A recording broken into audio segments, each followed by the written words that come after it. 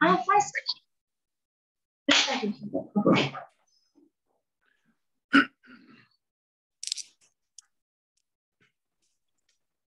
Nosso querido Deus, Todo-Poderoso, nosso Criador,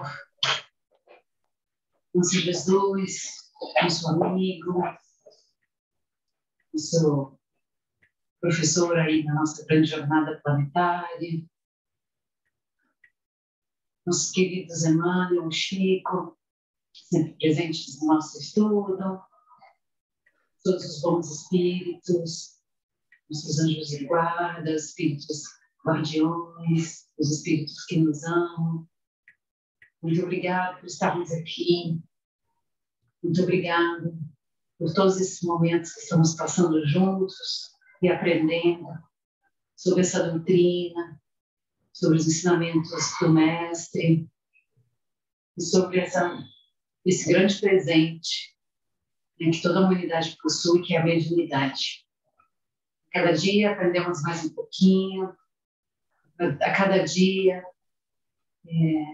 nos tornamos cada vez mais instrumentos da sua vontade, que através desses estudos, como diz o capítulo de hoje, podemos ser curadores, como Jesus foi, utilizando da prece, do passe e da nossa mediunidade, como ferramenta de caridade, de amor, de luz nesse planeta Terra que tanto sofre, que tanto precisa. Obrigado mais uma vez. Que a palavra do Manuel possa ser abençoada, que ele tenha a palavra fácil, que os ensinamentos que ele divida com a gente hoje possa penetrar profundamente no nosso espírito, na nossa mente e no nosso dia a dia, como espíritas, como médiuns, como instrumentos da paz de Jesus. Assim seja.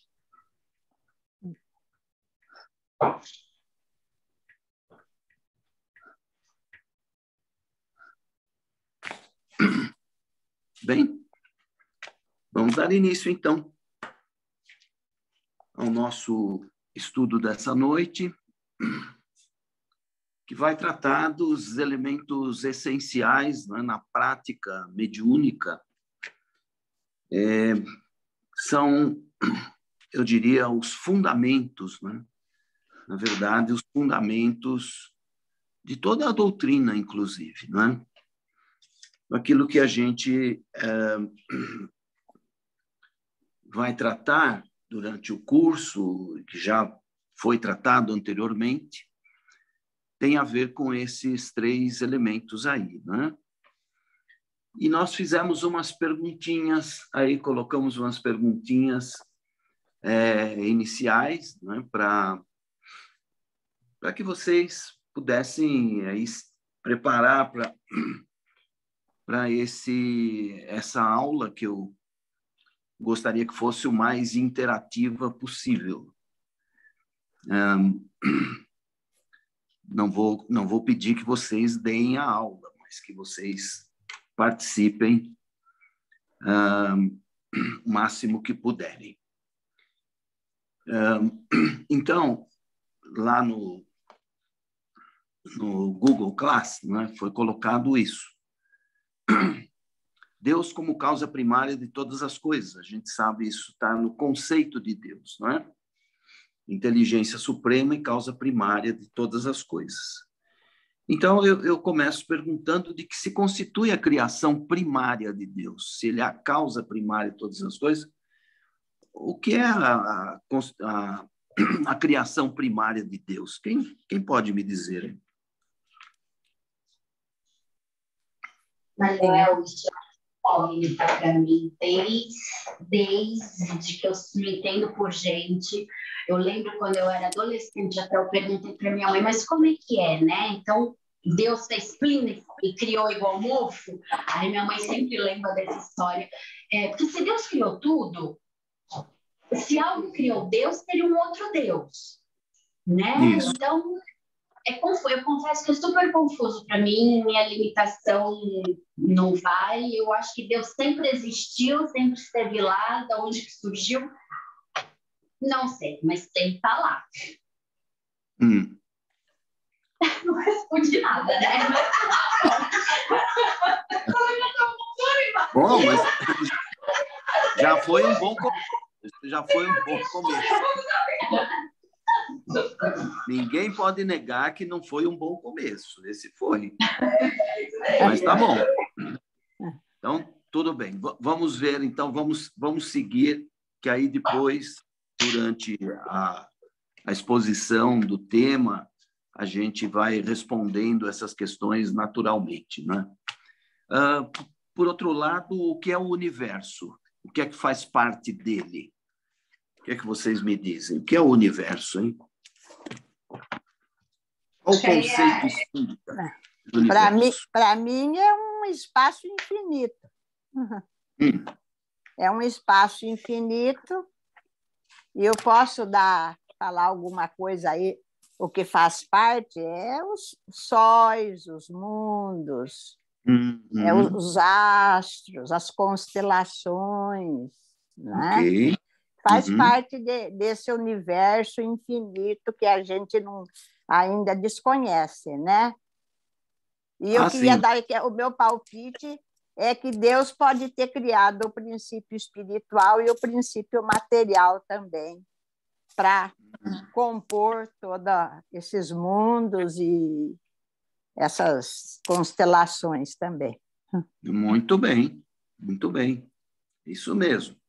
Tem uma definição, né? Tem um conceito de universo no Livro dos Espíritos, e nós vamos ter também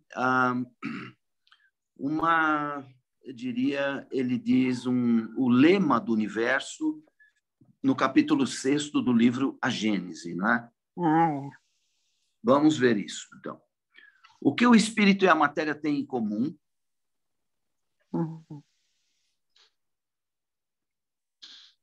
Acho que é o fluido cósmico, né? Fluido cósmico. O espírito... O fluido. Tá. Fluido cósmico que eles têm em comum. Então, eu vou deixar que as colegas também falem. Tá bom. Quem sabe, quem me diz, o que é que tem o espírito e a matéria? Os dois são elementares na criação do todo, né? São os dois criação de Deus. Certo. Comando por Deus a verdade, está escrito aí. Está certíssimo. Né? O que eles têm em comum verdadeiramente é isso, é a sua origem divina, né? Ambos criação de Deus. Agora, o que Deus criou primeiro, o espírito ou a matéria? Para mim, ele criou os dois. Os dois juntos, para mim, né? Eu entendo assim. Nós sabemos como Deus cria, não? Como é a criação? Como é que Deus cria o espírito e a matéria? Alguém sabe? Que possa me dizer, porque eu não sei. Se o senhor não sabe, nós também não sabemos. Eu acho que é só vontade em ação. Deus pensa, ele pensa e cria. Isso que eu falo, o pensamento e o seu poder. Não dá para inteligente é a matéria. Sim. No livro No Mundo Maior, há uma passagem em que o instrutor Calderaro diz ao André Luiz o seguinte: não estamos ainda munidos de suficiente luz para descer com proveito a todos os detalhes do abismo das origens. Esse é o conceito de Calderaro. Então, nós não estamos ainda munidos de suficiente luz. O que é essa luz? Conhecimento, né? Nós não temos conhecimento suficiente para retroceder até as origens da criação. Até porque não podemos detectar, né, uma origem, um momento em que o universo foi criado. Porque se tiver um momento, antes dele não tinha nada, não existia nada. E isso não cabe, né, na nossa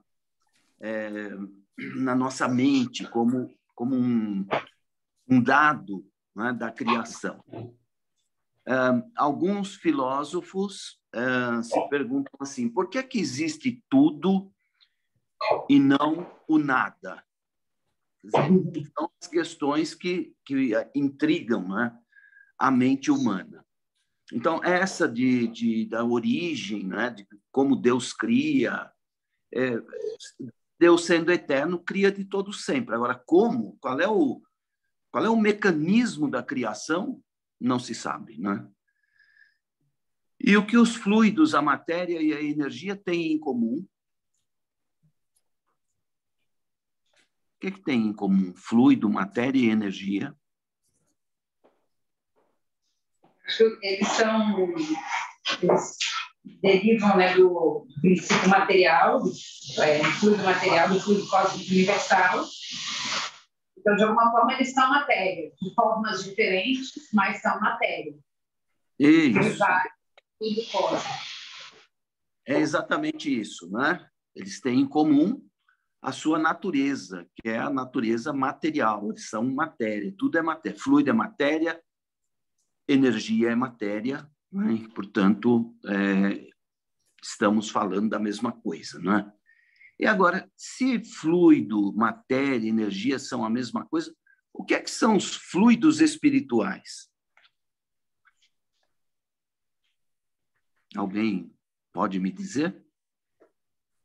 Fluido espiritual. É possível a gente identificar um fluido espiritual? Tem aqueles fluidos que são mais densos, né?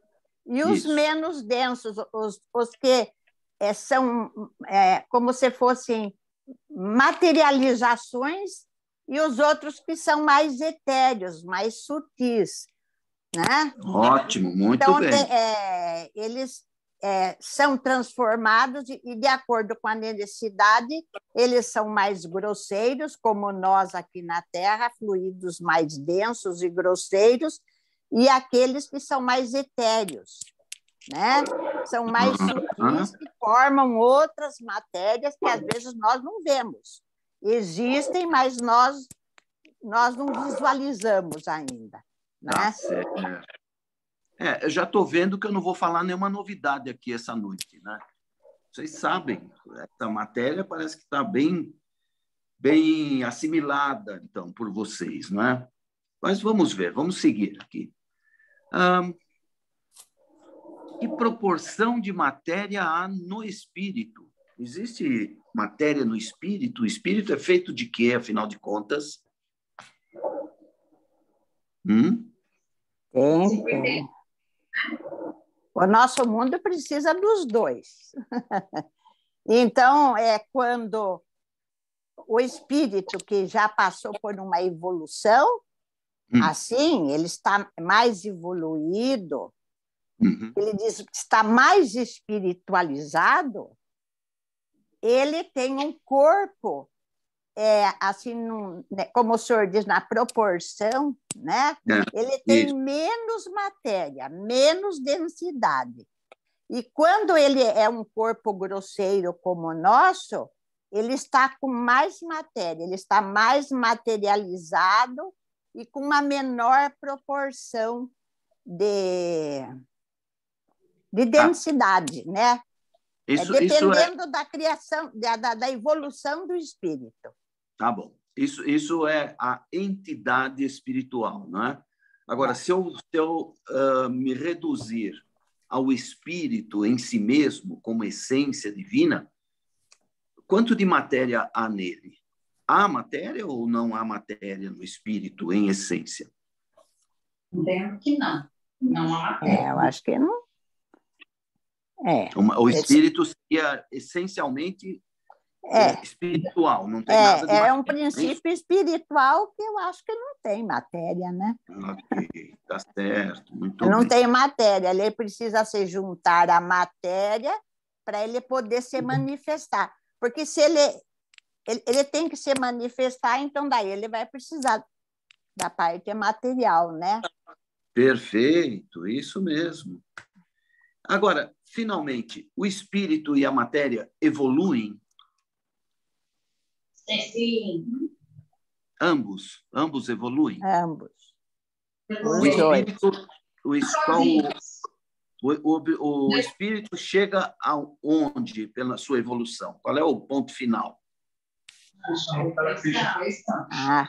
Ponto final é difícil falar. O ponto final. A gente tem por base a nossa perfeição, né? Se Jesus falou que nós temos que ter perfeito, é a nossa perfeição relativa aqui, do jeito que nós entendemos, né? Ok. Então, do jeito que a gente pode... do jeito que a nossa mente concebe a perfeição do espírito. Por isso que ele falou que nós teríamos que ser perfeitos, como é a perfeição do Pai que está nos céus, né? Mas é uma perfeição para nós aqui, relativa ao nosso ponto, né? Tá bom. Isso está lá no Sermão do Monte, né? Capítulo 5, versículo 48, certo? É isso. Mas e a matéria? Evolui para onde? Qual é o ponto final da matéria? Ela evolui? Evolui, sim. Ela tem que se espiritualizar, né? A gente estudou os mundos mais elevados, a matéria não é tão densa. Eu acho que evolui. Eu não sei qual é o fim dela, mas eu entendo que evolui. Eu acho que eles são dependentes. O espírito para evoluir precisa da matéria e a matéria para evoluir precisa de uma transformação. Eu entendo assim, que eles são independentes. Se a gente pensar em matéria como corpo humano, né? Eu estou pensando em matéria como tudo que existe na Terra. Então, essa cadeira, essas coisas. Então, eu acho que os elementos mundos, mesmo uma cadeira, vai ser diferente dessa daqui. Entendeu? Mas ela não tem espírito. Mas ela é uma cadeira nos outros. Eu acho. Então veja bem. Os animais. Mas tudo isso, na minha interpretação, assim, precisa de um princípio inteligente para inventar. Entendeu? Aí não sei como inventa essa coisa. Não sei qual é a origem cósmica, não é não? Eu acho que você está misturando as coisas. O manual vai explicar isso, mas a matéria tem a trindade universal é a base de tudo, é o fundamento, é o zero. Deus, mas então veja bem, olha, só um detalhe então. Você disse que nos mundos mais elevados a matéria é mais sutil, não é isso? Isso. Alguém disse aí. Pois bem, quando a matéria no seu estado natural, ela é eterizada, não é? O fluido cósmico universal parte de um estado de eterização para o de condensação, como no nosso mundo. Aí a gente vai para um mundo superior e, como foi dito aí, a matéria evolui porque lá no mundo superior ela é mais sutil, mais leve e tal. Mas isso não seria, então, um retrocesso, uma volta para o estado original ao invés de uma evolução? O que é que evolui na matéria, então? Não são os corpos que evoluem na medida em que o espírito evolui? E a matéria, quando o corpo deixa de existir, a matéria volta ao seu estado anterior? O espírito, em algum momento, ele retrocede na sua marcha? Não. Não é só a matéria volta. O espírito... o espírito tem um perispírito. Esse perispírito também tem uma matéria que dá forma para ele, né? E esse perispírito evolui também, de acordo com a evolução do espírito.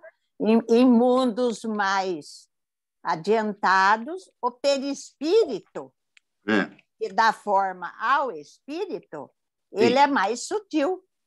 É mais sutil. É nisso que você entende que constitui a evolução? É porque eu acho que a forma, o espírito em si, ele sempre tem que ter uma matéria que o identifique, que dê uma forma. Eu não sei, porque se essa forma vai sumindo ou diminuindo, ele fica sem forma. Ele volta a essa origem, como o senhor falou, não sei. E quando chega ao estado de espírito puro, como é que fica o perispírito? Desaparece? Ele perde a individualidade dele? Para você é mesmo, né? Deu tudo. Na verdade, não, né? Não pode desaparecer. Na verdade, ele vai se tornando, cada vez ele vai se refinando, ele vai se tornando mais leve, mais sutil, mais transparente, não é? E no estado de espírito puro parece não existir. É o que está na questão 186 do Livro dos Espíritos. Muito bem. Olha, gostei demais das respostas, da participação de vocês, mas vamos seguir aqui agora, então, com a e aí, eventualmente, vou pedir mais alguma opinião de vocês, então, tá certo? Seguindo, o próximo slide, Ana, para mim. Só um pouquinho, que ele tá meio teimoso aqui, peraí. Pronto, desculpa. Oi? Prontinho. Continua? O próximo, por favor. Continua. Sim. Não mudou ainda. Aqui está mudando. Você congelou? Na minha tela não mudou nada. Às vezes tem, quando você fez para gravar, às vezes você congelou. Deixa eu começar de novo, então, porque aqui a gente está mudando. Eu já estava no slide 5. Não. Começar de novo. Peraí. Agora apareceu uma mudançazinha e sumiu. Sim. Qual é o slide que você quer? Qual o número? Você está vendo o slide agora? 2? O 2. Esse? Isso. Isso. Vamos começar por aí, então. Muito bem. Então, o tema do nosso estudo hoje é espírito, matéria e fluidos, né? Matéria e fluidos, como vocês mesmos disseram, se confundem, não é? É a mesma coisa. Porque o fluido universal, como está lá na Gênese, é a matéria elementar primitiva, né? Então, espírito e matéria são os dois elementos objeto desta aula, tá? Elementos gerais do universo, questão 27 do Livro dos Espíritos. E aí, quando nós temos esses dois elementos, não é? Nós ficamos sabendo que eles são de natureza diferente, porque por isso é que são dois. Então, o espírito não pode ser matéria, nem a matéria pode ser espiritual, digamos assim, tá? Na questão 965 do Livro dos Espíritos está dito lá, a alma não é de matéria. E vocês sabem que alma é o espírito encarnado, não é? Pergunta 134 do Livro dos Espíritos. E depois, na questão 973 do Livro dos Espíritos, também está dito que o espírito é um ser eminentemente espiritual. Não tem nada de matéria nele, como vimos naquela introduçãozinha, né? Muito bem. Então, os dois elementos gerais do universo são dois, portanto, acima deles, não é? Só temos Deus, compondo, então, a Trindade universal. Tá? Desde da antiguidade, as mais proeminentes culturas, todas elas sempre lidaram com essa ideia da Trindade. Não é? Só que até, digamos, a fundação da Igreja Católica, né? Essas trindades todas eram formadas de pessoas. Depois disso, nós vamos ter, no século XVII, o grande René Descartes, que vai usar a ideia das três res, a res cogitans, a res extensa e a res infinita, que é uma forma de trindade, mas aí já não são, não é uma trindade de pessoas, uma trindade de substâncias que antecipa a trindade universal espírita, né? Deus, Espírito e matéria, tá certo? Então, aí nós temos a base, os fundamentos da doutrina espírita. Deus, Espírito, matéria. Tudo que se falar depois disso, nós vamos ver sempre essas três substâncias envolvidas nas mais diversas questões, situações e em toda parte do universo, né? O universo, segundo lá a Gênese, tem como lema a unidade na diversidade. Uni, de unidade, verso, de diverso. Unidade na diversidade é o lema do universo.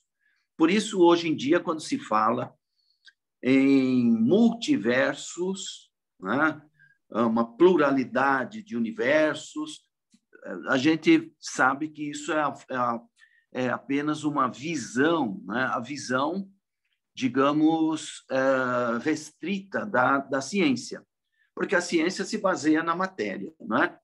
Então, quando se diz que há multiversos, na doutrina espírita, que leitura nós fazemos? O universo é um só, mas nós vamos ter, digamos, no cosmos, não é? No universo como um todo, diferentes níveis energéticos, diferentes faixas vibratórias. Essas podem ser as representações dos tais multiversos, mas tudo forma um único todo, porque Deus é um só e a criação de Deus é una. Deus não precisaria criar 2, 3, 4 universos, né? Um só, com tudo de que ele se compõe. No Livro dos Espíritos, nós temos esse conceito, no capítulo 3º do livro 1º, acima da pergunta 37, e lá está o seguinte: o universo compreende a infinidade dos mundos que vemos e não vemos, porque há muitos, como o universo é infinito, por mais poderosos que sejam os telescópios espaciais, nunca vamos conseguir ver tudo que existe no universo, porque não haverá nenhum artefato humano capaz de alcançar o infinito da distância, não é? É impossível isso. O universo se compõe também de todos os seres animados e inanimados, matéria orgânica, matéria inorgânica. Aliás, hoje em dia, né, aqui nós poderíamos incluir também os seres desanimados, né? Caberia bem nessa classificação aqui, porque está tanta gente desanimada com a situação do mundo, né? E principalmente aqui no Brasil. Não é isso? Mas vamos lá. Também todos os astros que se movem no espaço, como foi dito aí, né? Os corpos celestes como um todo, e os fluidos que o preenchem. Porque os fluidos estão espalhados por toda parte, não é isso? Onde há matéria, há espírito, onde há espírito, há matéria. Então, o que tem de diferente nos fluidos é, como também foi dito, a sua graduação, partindo do estado de eterização, que é o estado primário, vamos dizer, da matéria, é o fluido cósmico universal, até o estado de condensação, como no nosso mundo, nós vamos ter uma diversidade de estados transformados da matéria, né? E, portanto, esses fluidos no espaço estão nos mais diferentes níveis de pureza ou de condensação. Hoje em dia, a ciência, como vocês sabem, lida com a ideia de uma matéria escura ou energia escura, não é? Dark matter or dark energy, que a ciência tá descobrindo agora. Segundo os cientistas, essa matéria, se for se basear nos manuais de ciência, ela não existe. Mas, dizem os cientistas, ela existe sim. O que nós precisamos é estudar, pesquisar e descobrir que matéria é essa que está aí. E nós, espíritas, podemos dizer para os nossos queridos irmãos cientistas, né, que essa matéria é o fluido cósmico universal, sim, em outro nível de pureza, né, que a ciência humana desconhece e também não tem nenhuma aparelhagem capaz de investigar essa matéria, essa energia escura, né? Muito bem. Seguindo, próximo, por favor, Ana. Então, nós vemos aqui... Não consegue virar aí, mudar? Virei. Não apareceu de novo? Não. Algum problema aqui na transmissão, porque fica congelada a imagem e não muda. Tá bom. Eu acho que eu vou deixar no modo sem ser de apresentação. Ok. Para ver se melhora. Bom, deixar assim. É isso mesmo. Muito bem. Então, o que é o espírito? O que são os espíritos? Vocês veem uma diferença nessas duas perguntas? Quem pode me dizer o que é o espírito e o que são os espíritos? Alguém sabe? É uma redundância isso? É a mesma coisa?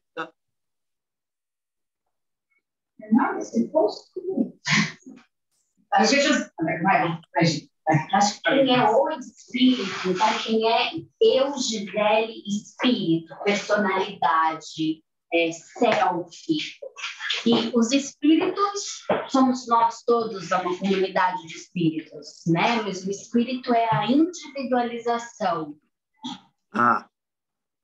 Ok. Então, muito bem. Então vamos especificar, então, essa diferença. Aqui nós estamos vendo espírito, na primeira pergunta, espírito escrito com E minúsculo, e na segunda com E maiúsculo. Com E maiúsculo. Não é? A primeira corresponde à pergunta 23 do Livro dos Espíritos. O que é o espírito? A resposta: o princípio inteligente do universo. Depois, o que são os espíritos? Pergunta 76 do nosso Livro dos Espíritos. São os seres inteligentes da criação, né? Então, e como foi dito aí na pergunta 79, os espíritos são a individualização do princípio inteligente do universo, tá? Individualização. Então, o princípio inteligente do universo, digamos, é a fonte da inteligência, é a fonte de onde saem as individualidades. Como elas saem dali? Como é isso? Não sabemos. Não temos condições de responder essa pergunta. Podemos, sim, usar uma analogia, que é o que a gente faz na filosofia, para dizer que, quando nós vamos na questão 88 do Livro dos Espíritos, está dito lá. O Kardec perguntou se os espíritos tinham uma forma. Os espíritos disseram não como vocês entendem, mas imagine, por exemplo, uma chama, né? um clarão, uma centelha. Essa centelha a gente pode imaginar também como se fosse uma faísca, não é? Imaginem, isso é uma analogia, tá? Isso é uma, digamos, é uma solução, né, que a gente procura encontrar dentro da filosofia. A única forma que a gente pode tratar disso, porque com a ciência não é, o espiritismo não é da alçada da ciência, então não dá para explicar isso cientificamente. Muito bem, se a forma do espírito é uma chama, é uma centelha, é uma faísca, então imaginemos como se fosse uma fogueira, não é? De onde partem aquelas faíscas que saltam no ar.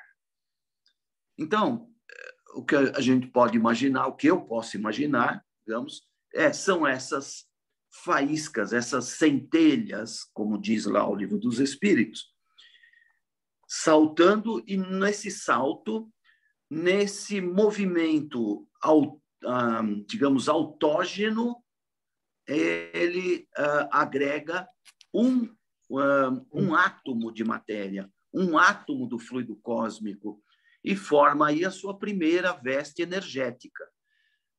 E quando na questão 266 do Livro dos Espíritos está dito também que a vida material é um decalque da vida espiritual, então é que eu uso essa analogia, né? Se eu tenho uma fonte de luz, se eu tenho uma fonte de energia, uma fonte de inteligência, é daí que eu vou ter as individualizações.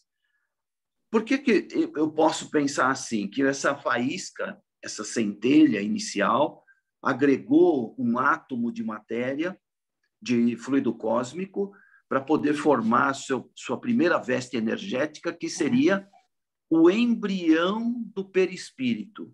O embrião mais remoto do perispírito seria essa primeira veste energética, que gerou a individualização do princípio inteligente.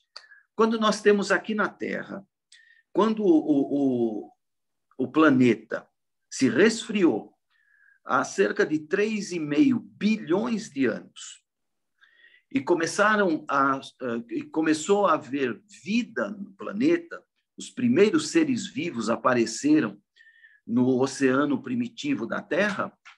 Como eram esses seres vivos? Eram seres unicelulares. Esses seres, o corpo desses seres era uma célula apenas. Então, é isso essa analogia que eu quero fazer. Se a vida material é um decalque da vida espiritual, então no mundo espiritual, onde se deu a individualização do princípio inteligente, onde se deu a nossa própria individualização, nos primórdios da nossa caminhada, né? Como princípio inteligente primeiro, para chegar a ser o espírito de hoje, então deve ter sido de uma forma semelhante a essa, né? Por analogia, eu posso dizer isso. Agora, na prática, eu não tenho como confirmar, porque nem os próprios espíritos puderam nos dizer, de tal modo que nós não teríamos um vocabulário, nós não teríamos palavras para que eles nos explicassem como é que isso aconteceu lá nos primórdios. Mas aí tem a individualização, né? Essa individualização corresponde ao primeiro momento da vida do espírito. É o primeiro momento em que, por exemplo, o espírito reencarnante é ligado, né, na primeira célula para a formação do corpo humano. É, novamente, a mesma analogia. Vejam, o princípio inteligente, né, o espírito, na verdade, reencarnante, vai vai nascer na Terra, vai reencarnar. Como é que ele reencarna? O pai cede uma célula, a mãe cede a outra, um espermatozoide se junta a um óvulo, forma a primeira célula do corpo humano, desse espírito, não é? E ele é ligado nessa célula. Então, a partir daí, né, começa a vida corporal, não é? Desse espírito. Então, isso também mostra para a gente que o processo lá no início deve ter alguma semelhança com isso, conquanto de uma forma muito mais sofisticada, eu diria, né? Porque é a origem da vida ali. Os espíritos, então, são o produto da evolução desse princípio inteligente que começa lá, naquele momento da individuação, percorre um caminho no mundo espiritual, como se fosse o seu desenvolvimento embrionário. Depois ele vai ingressar nos reinos da natureza, no mundo material, como o nosso, por exemplo, começando pelo mineral, passando para o vegetal, o animal e, finalmente, para o homem, não é? O reino hominal. Então, isso tudo digamos assim, é uma projeção no campo material do que acontece no mundo espiritual. Vejam, por exemplo, a matéria, né? Nós aqui na Terra representamos a menor partícula de matéria como um átomo, mas o átomo aqui, como a gente vê nos compêndios de ciência, é uma estrutura, não é? É uma estrutura formada por prótons, elétrons e nêutrons, né? É uma estruturazinha. O átomo, no conceito de Demócrito, não é estrutura, é uma partícula única, a mínima partícula da matéria. É um átomo. A palavra átomo significa que não comporta divisão, né? Então, essa estrutura aqui na Terra, ela é formada a partir do fluido cósmico. Esses elementos separados, eles estão no fluido cósmico. E juntando-se um a um, nós começamos a ter moléculas, né? E depois das moléculas, os corpos, dos mais simples aos mais complexos, que nós vamos encontrar no universo, né?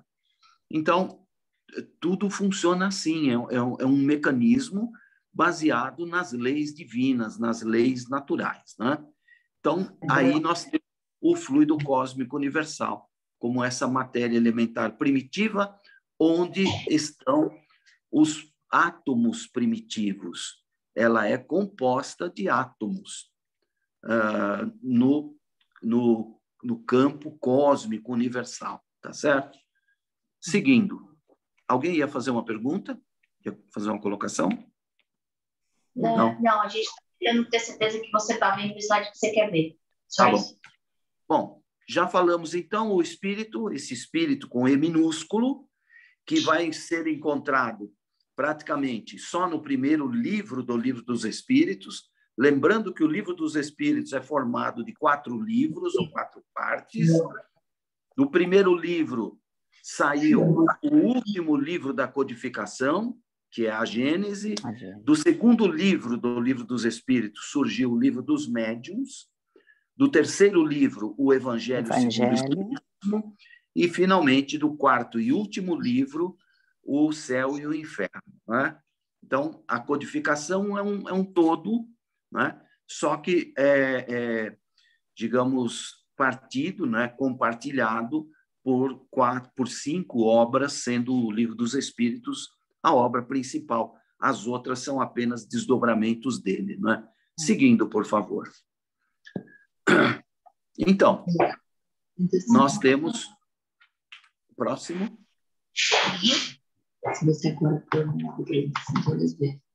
Isso.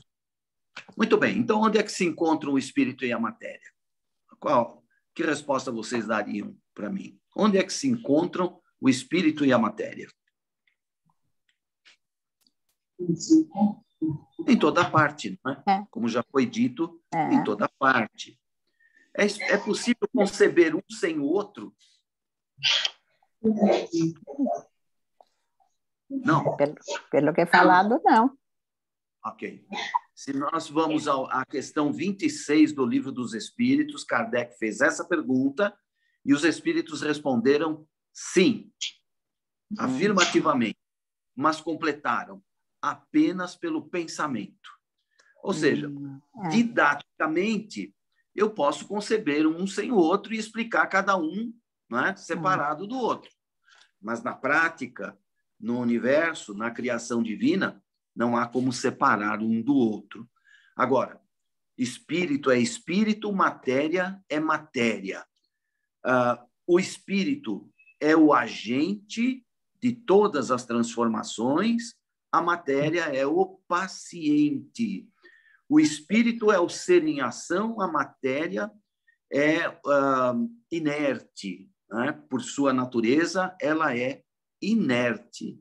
Então, o espírito é o elemento, é o transformador da matéria, né? Como é que os espíritos transformam a matéria? Está lá na Gênesis isso também.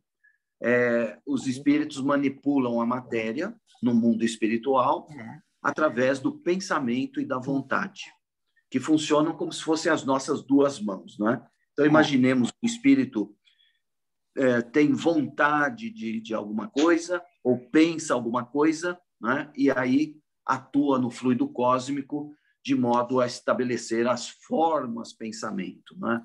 Ou as formas corpóreas por toda parte. Seguindo, por favor. Agora vamos um pouquinho mais rapidinho aqui. Vamos falar dos espíritos, então, que é o que vem a seguir no próprio Livro dos Espíritos, a partir da pergunta 76, que é onde começa o livro segundo, né? Seguindo, os espíritos, o que é que são? Está lá, já falamos, como seres inteligentes da criação, né? São os espíritos, ou seja, as entidades espirituais. Os espíritos que somos nós. Nós não temos um espírito, nós somos o espírito. Somos o espírito. Mas temos um corpo. Enquanto estamos aqui na carne, temos um corpo, não é? E é com ele que nós realizamos o nosso progresso, a nossa própria evolução, através da matéria. A matéria, então, funciona como uma espécie de escada, né? Os degraus da evolução. Os degraus da escada. Não é? Como na escada de Jacó, isso. Lá no primeiro livro, no Velho Testamento, aliás, não é? E a estrada de Jacó, o espírito subindo e subindo e descendo. Descendo. É? Lá na forma de anjos. Mas no universo não existem propriamente anjos. Não existem fadas, não existem gnomos, não existem duendes, não existem elementais, nada disso, não existem fantasmas. E o que existe são espíritos por toda a parte. Essas outras denominações são de, digamos, correntes espiritualistas, são de certas doutrinas ou de crenças, não é? Mas não existem. No Livro dos Espíritos, na questão 113, está dito que os anjos, arcanjos, serafins, querubins, na verdade, são espíritos puros, que a religião, né, deu, aos quais a religião deu esses nomes, mas, no fundo, são tudo espíritos. E, aliás, o espírito, como nós também sabemos, não tem sexo, não é? Então, Deus não criou espírito e espírita, feminino de espírito. Né? Existe espírita enquanto seguidora da doutrina espírita, né?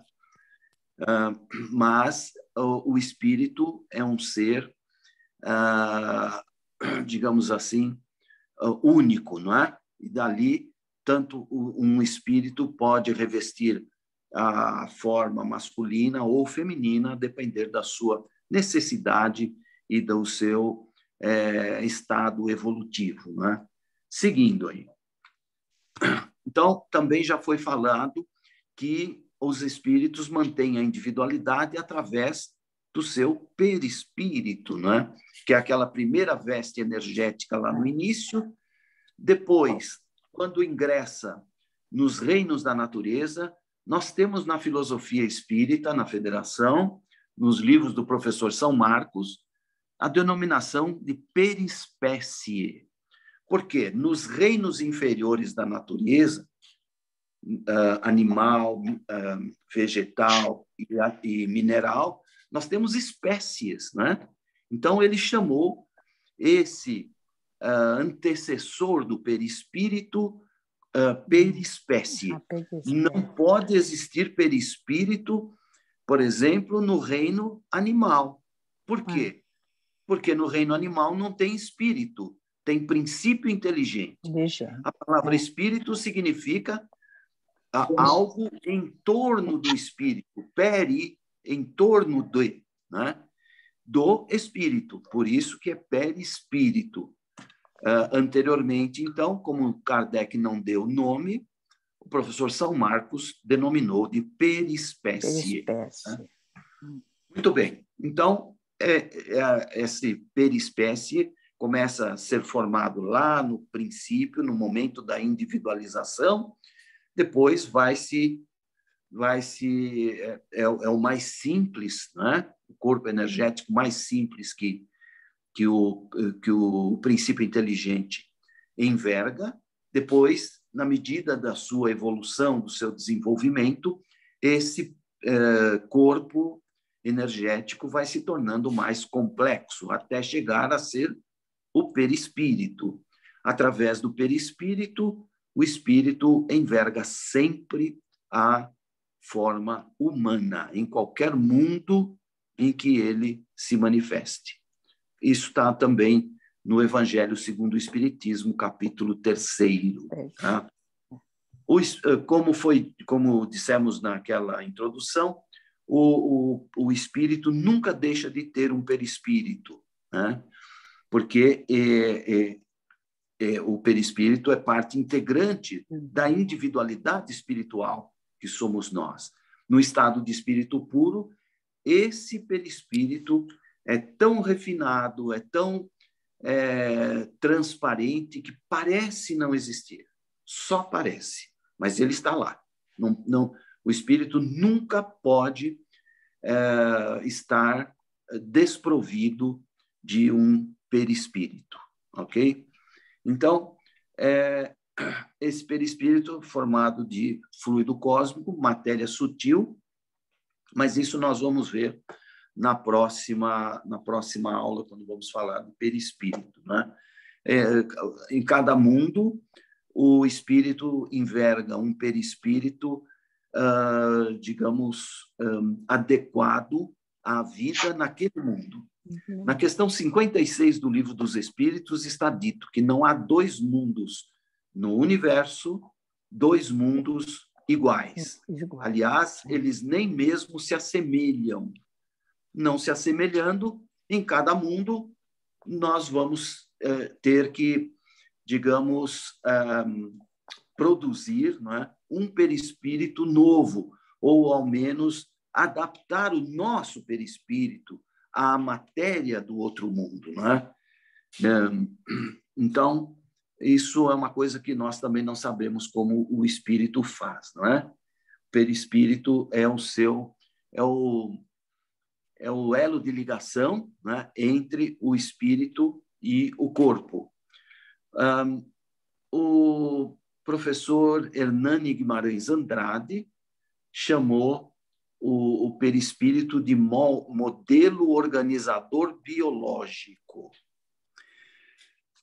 Quando a gente estuda aqui o Livro dos Espíritos, nós vamos encontrar aqui uma informação interessante. É que o perispírito ele não tem ele não tem os órgãos como o corpo humano, mas ele traz em si, não é, os registros, as matrizes desses órgãos. Por isso que quando o espírito é ligado naquela primeira célula do corpo humano, no momento da concepção, ele vai começar a transferir do seu, digamos assim, do seu arquivo de memória, ele vai começar a transferir todos os dados para a formação de um corpo humano. É como se ele fosse um software, né? É ligado ali, naquela matéria, e dali para frente, então, aquela célula vai se multiplicando e formando um corpo completo, porque essas matrizes foram formadas ao longo de 3,5 bilhões de anos, desde aqueles seres unicelulares até o aparecimento do corpo humano. Hoje, nós fazemos esse mesmo processo de 3,5 bilhões de anos em 9 meses. Portanto, é a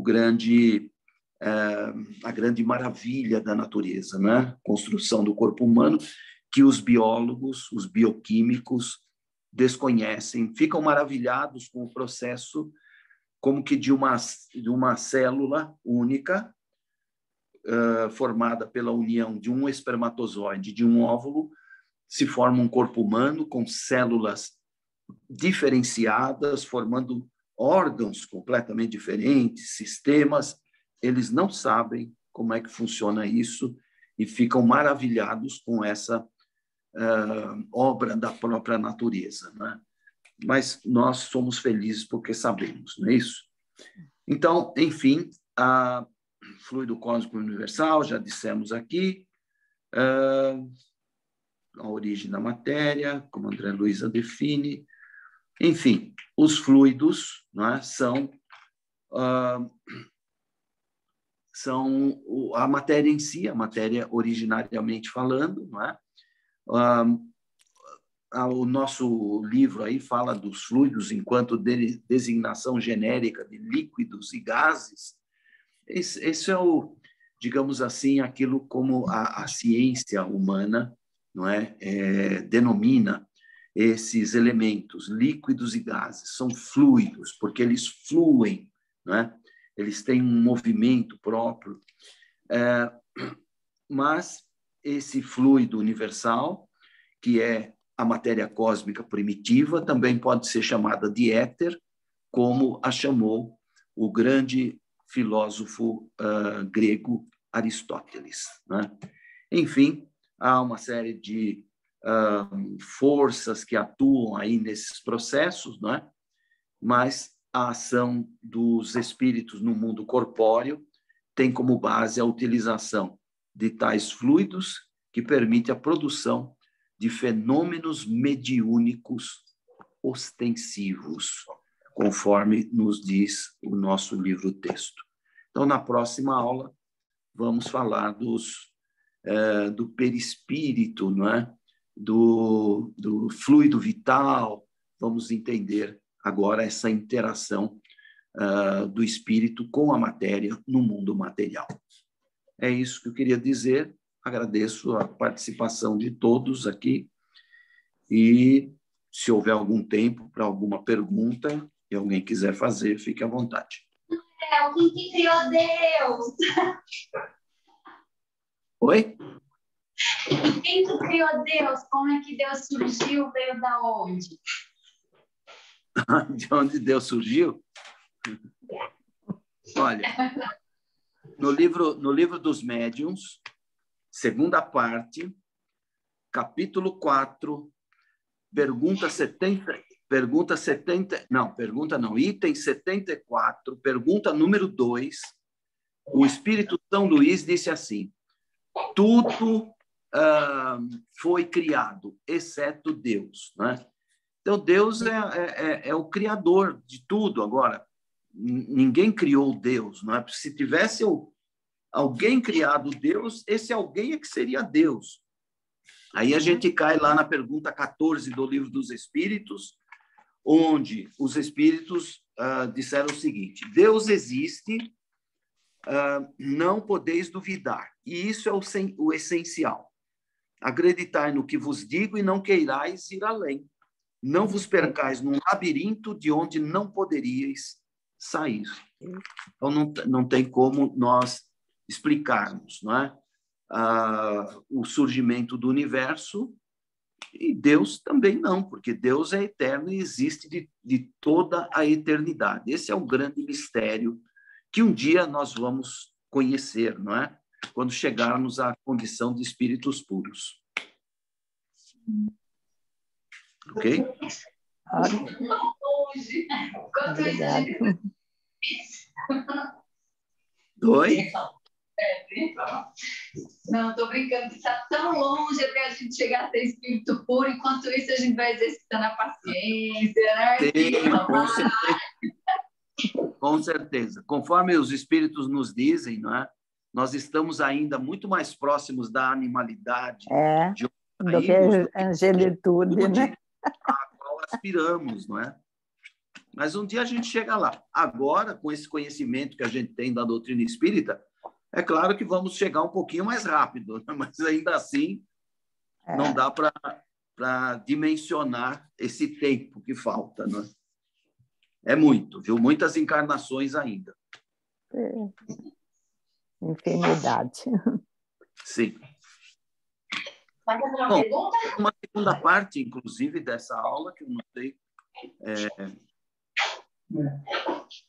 como é que você dá, Ana? Como é que é? Não entendi a pergunta. A segunda parte, tem uma segunda parte da aula, não? Um complemento? O dom de curar.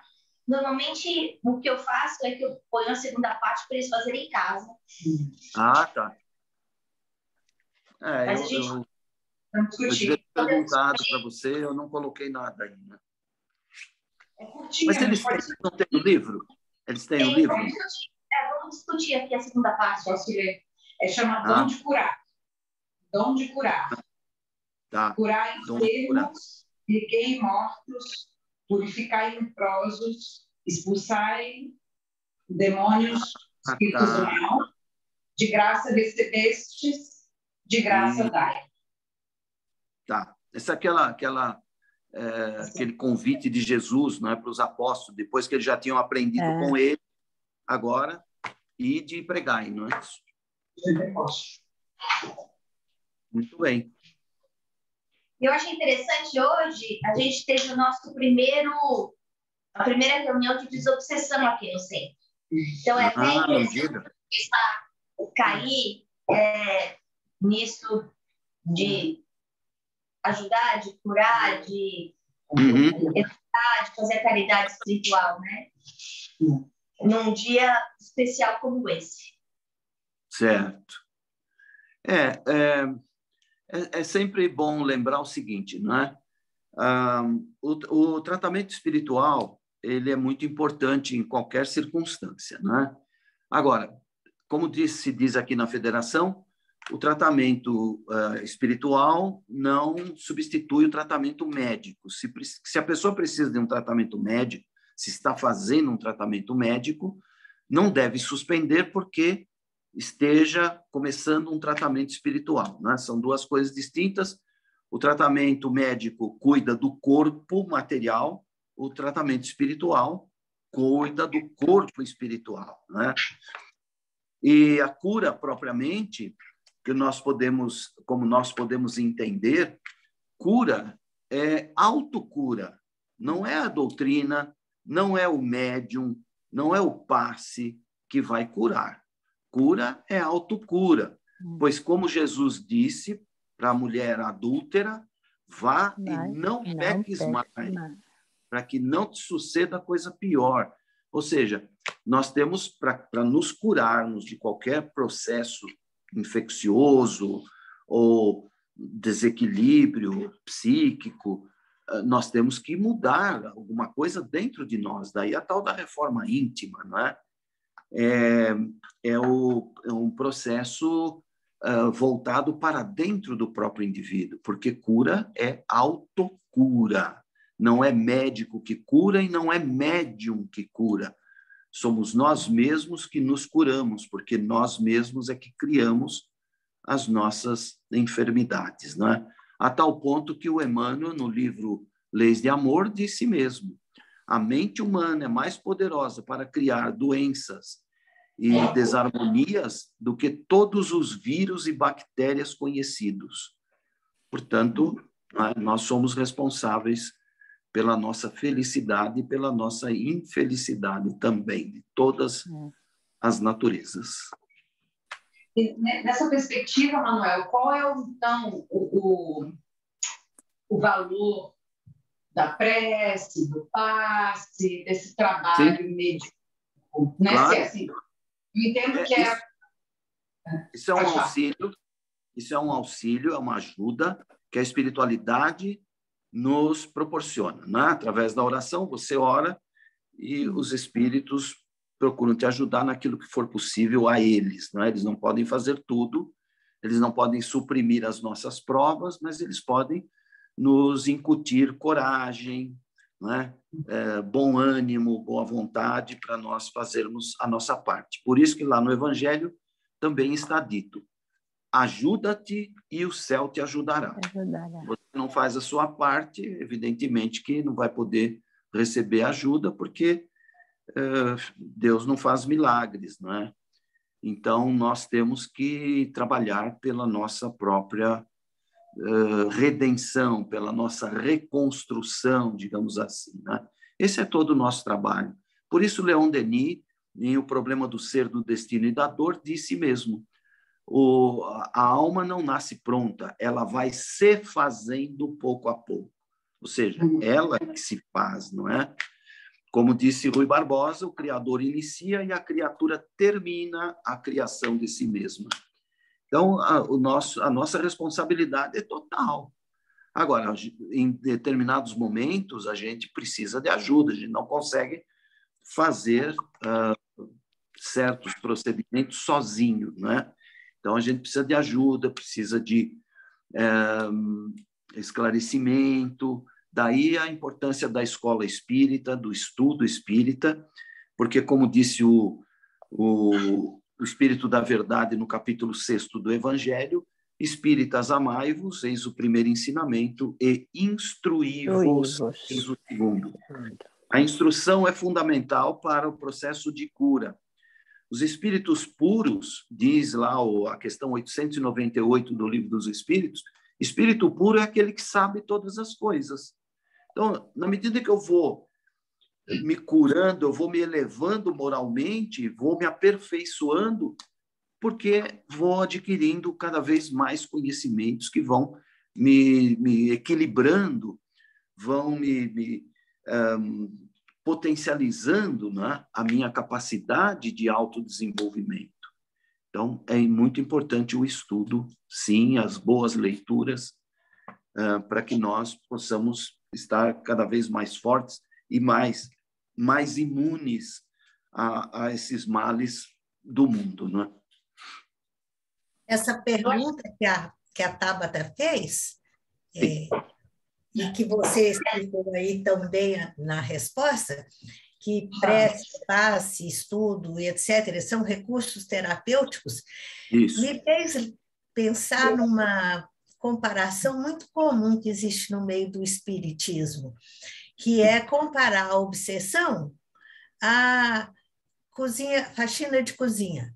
Você lava a louça do café da manhã, do almoço, do jantar, mas é um moto contínuo, limpou, suja de novo, limpou, suja de novo. Então, se a gente não utilizar esses recursos, do passe, da prece, do cuidado com a reforma íntima, aí é o caos. Sim. O Divaldo diz, né, que tem um videozinho dele onde ele fala que o espiritismo, não é? Ele não veio para, para nos curar, ele veio para nos ajudar, a nos esclarecer, uma coisa assim. Na terapêutica espírita, ele fala da terapêutica espírita. Aí eu me lembro do Herculano Pires, no livro Agonia das Religiões, que ele diz assim: a finalidade do espiritismo não é terapêutica, é cultural. É isso, cultural, é estudo, é escola, é instrução, é isso mesmo. Né? É prevenir, né? É uma prevenção. É por isso que eu dizia em Londres o seguinte: olha, vocês vêm aqui na Casa Espírita, né, para fazer um tratamento espiritual, para tomar passe. O passe é um complemento, porque o tratamento ele começa aqui, nessa sala onde vocês estão ouvindo palestras, participando do estudo. É aqui, o tratamento verdadeiro é esse aqui, não é? Depois lá é um complemento energético e tal, né? Mas é isso que a gente precisa entender, é o estudo, o conhecimento e o autoconhecimento é que são o caminho, né, para a nossa elevação, para o nosso fortalecimento espiritual mesmo. Não. Eu vou achar no livro Evolução em Dois Mundos, eu não estou com ele aqui, mas um dos capítulos finais do livro, ele fala da microbiologia dos parasitas espirituais. Tá. E eu acho que é muito interessante porque ele fala da importância do uso da nossa mente, né? Tanto no momento da doença quanto no momento da cura. E o pensamento como essa energia criando esses micróbios espirituais. Então, a própria medicina, hoje em dia, né, já está se convencendo disso também. Por isso que hoje já se estuda medicina e espiritualidade nas universidades. Porque os médicos que já têm uma certa tendência para o espiritualismo, já são mais sensíveis, mais observadores, eles começaram a perceber que isso é muito importante na vida das pessoas e que pode estar aí o caminho, não só para a cura, como para, digamos, um melhor diagnóstico, não é? Das diversas doenças. Fazer primeiro uma entrevista, ver como a pessoa vive a sua vida, né? E para poder orientar, então, o que a pessoa deve fazer para realmente incrementar a sua própria cura, né?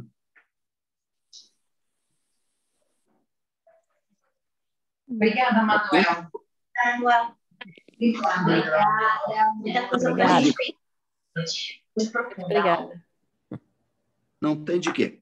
Na próxima semana estaremos de volta. Nós vamos assim agradecendo ao Manuel, ao seu carinho, ao tempo que ele gastou para se preparar para esta aula tão bonita, tão profunda, fazer a gente refletir fundo do ponto de vista filosófico, em cada nome, em cada termo, uma visão bem diferente do que a gente já tinha visto no passado. Obrigada, Mestre Jesus, por essa oportunidade de estudo, de esclarecimento, porque nós sabemos que é só através de angariar esses conhecimentos que nós vamos conseguir chegar a sermos espíritos melhores, acertando mais e errando menos. Nós vamos agradecendo a equipe do Chico Xavier, que cuida de nós, preparou essa sala, ficou aqui conosco, por todas as bênçãos invisíveis que nós recebemos aqui em todos os lares, os nossos familiares, porque nós sabemos que essa doação de amor é irrestrita e que muitas vezes a gente está com o copo vazio e não sabe. Eles enchem nesse nosso copo com esperança, com luz, com saúde, com alegria. Obrigada, Jesus. Que possamos estar aqui na próxima semana, se Deus quiser. Ok, boa noite. Boa noite a todos. Boa noite. A próxima Boa semana. noite, fiquem com Deus.